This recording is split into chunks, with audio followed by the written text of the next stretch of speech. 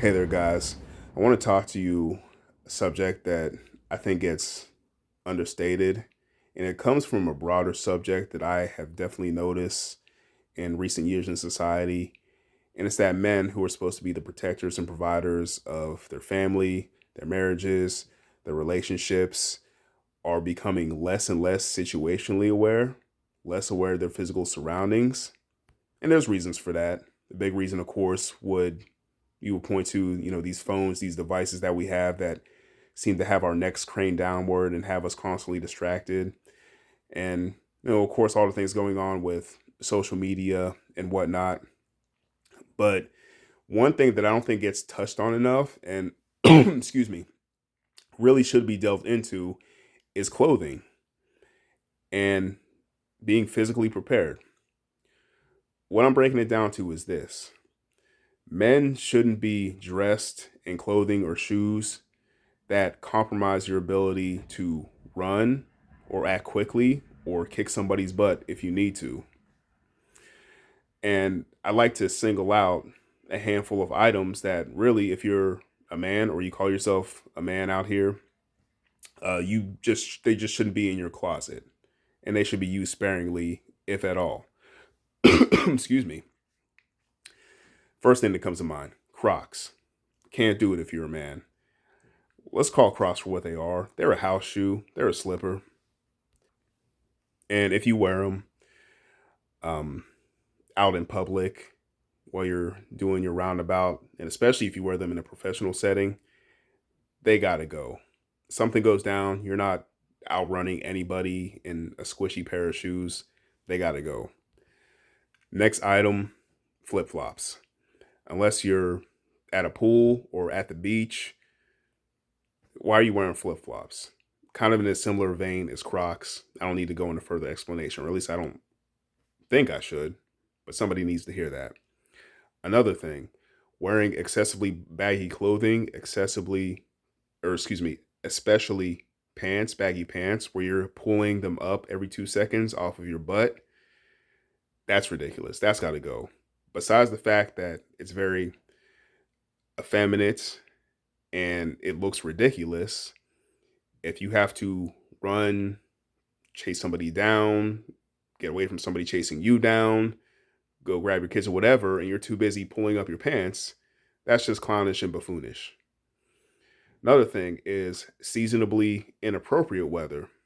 If you're wearing big, heavy jean jackets with all these logos on it, and you're wearing excessively baggy jeans, which hopefully you're not, again, sagging them and letting them fall off your butt, that's just ridiculous. That's inappropriate.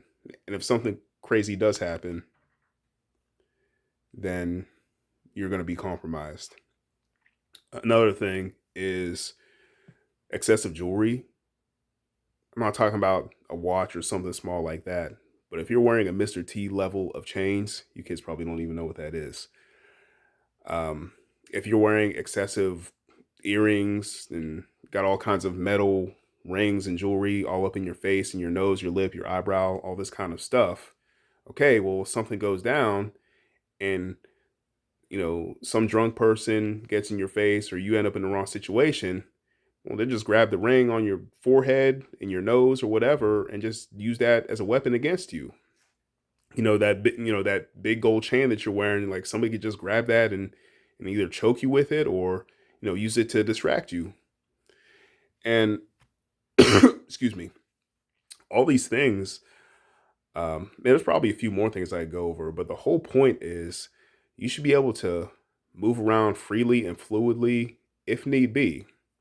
Now, let me just say this as a little bit of a disclaimer. I'm not saying that you can never wear a dress shirt, you can never wear a suit, but don't wear something that's restricting and doesn't allow for any sort of flow. I know it's materials nowadays. A lot of clothes, even dress material clothes, even jeans, have a little bit of stretch, have a little bit of give to them, and I think that's a good thing. While they might not be as sturdy as clothing that was made, even 15 to 20 years ago, the good thing about them is they allow some more fluidity in your movements in case you have to run or dive or, get yourself out of danger. There is the positivity in that. There's also another spectrum that you want to avoid. Obviously, you don't want to be wearing sweatpants and gym shorts to, your job interviews or a wedding. There's a time and place for that stuff. But if you're generally running errands, if you're not doing anything excessive, if you have if you're lucky enough to have a job or a position that does have a more lax dress code, take advantage of those things, because that can seriously make you more aware of your surroundings, able to move better if something does go down. But the importance of all this is you have to be able to protect your loved ones. You got to be able to protect your kids. You got to be able to protect your family if something goes down. Guys, if you're with your wife, if you're with your girlfriend, she should be okay and comfortable wearing a dress or a skirt, something that, maybe doesn't allow her to move super fluidly, but looks fine on her, like looks very good and beautiful and feminine on her. Like she should be able to do that comfortably, because you as a guy are able to, again, if something goes down, be able to defend her or get her to safety or whatever it might be, because you're not wearing something that's extra, for lack of a better term. And while I'm on the subject, what is up with guys dressing all extra? Nothing wrong with having a little bit of style, but if you have 19, 20 accessories in the morning, I gotta call that out. That's overly effeminate. Some guys are spending way too much time in the mirror when really there's no reason to. For guys, for the most part, as long as you're clean and you get a haircut every once in a while, you're pretty much good to go. Let your wife, let your girlfriend, let her dress and put on makeup and do all those things. As a guy, I mean, in most casual situations, plain t-shirt and pair of jeans and whatever sneakers will do in most situations. If you got to dress it up a little bit, collared shirt, keep it simple. But you don't have to overthink it. It's not rocket science. But the one thing that you should keep in mind is be able to move and have flexibility and fluidity if you need to, in case something arises. I know that's going to be probably 0.00001% of the time, but when that does, you'll be glad that, when you try to run out of a burning building, that you're not constantly pulling up your pants. If your kids are in danger or something, like you'll be glad that, you don't have to worry about a bunch of chains jingling around, or, having to worry about your shoe constantly flopping off because you're not wearing an actual shoe that laces up. You're wearing Crocs or flip flops. So just keep these things in mind, guys. I'm not saying if you're sitting at home on the couch that you can't wear a pair of like slippers or a pair of Crocs or something like that. That's not what I'm talking about.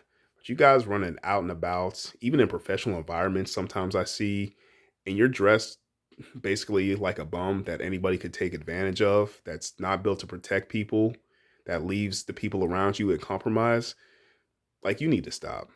So just think about that, guys. Hopefully that's the first step in some of you guys out there that just seem to lack general spatial awareness. And maybe that'll be the next step of you not being glued to your phone and, I don't know, spending time with your wife and kids.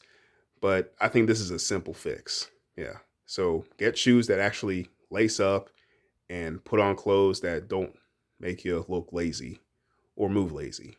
All right. Hope you guys understand where I'm coming from. God bless you. Peace.